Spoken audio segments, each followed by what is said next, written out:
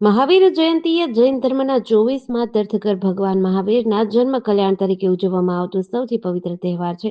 ભગવાન મહાવીરનો મુખ્ય સિદ્ધાંત અહિંસા પરમો ધર્મ છે. તેમણે શીખવ્યું કે માત્ર મનુષ્ય જ નહીં પણ પશુ પક્ષી અને નાનામાં નાનો જીવ પ્રત્યે પણ દયા રાખવી જોઈએ. આજના સમયમાં વિશ્વ શાંતિ માટે આ સંદેશ અત્યંત મહત્વનો છે.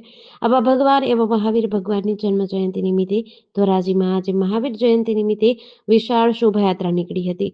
ધાર્મિક વિધિઓ અને પૂજા અર્ચના કરાઈ હતી. આ શોભાયાત્રાનું પૂર્વ કોંગ્રેસ ધારાસભ્ય લલિતભાઈ વસોયા, દિનેશભાઈ વોરા, જગદીશભાઈ રાખોલિયા, આપના અરવિંદભાઈ કાપડિયા સાથે ધર્મેશભાઈ રાજગુરુ દ્વારા મહાવીર ભગવાનના હાર તોરા કરી શોભાયાત્રાનું ફૂલહારથી સ્વાગત કર્યું હતું.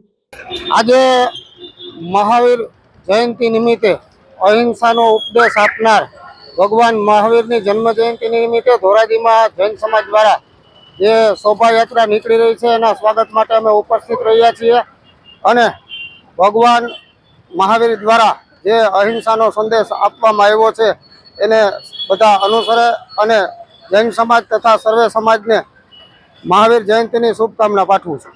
આજે સમગ્ર દેશની અંદર મહાવીર જયંતિની ધામધૂમથી ઉજવણી કરવામાં આવે છે. ધોરાજીની અંદર જૈન સમાજ દ્વારા ભગવાન મહાવીરની ભવ્ય શોભાયાત્રા આજે નીકળી છે. અમે સૌ અહિંસાનો સંદેશો આપનાર અને આ દેશને અહિંસાનો માર્ગ બતાવનાર ભગવાન મહાવીરની આ જન્મ જયંતિ નિમિત્તે નીકળેલી શોભાયાત્રામાં સૌ સમાજ એમનું સ્વાગત અને સન્માન કરવા માટે અમે અહીં ઉપસ્થિત રહ્યા છીએ. જીડીસી ન્યૂઝ સાથે વિપુલ ધામેચા, ધોરાજી.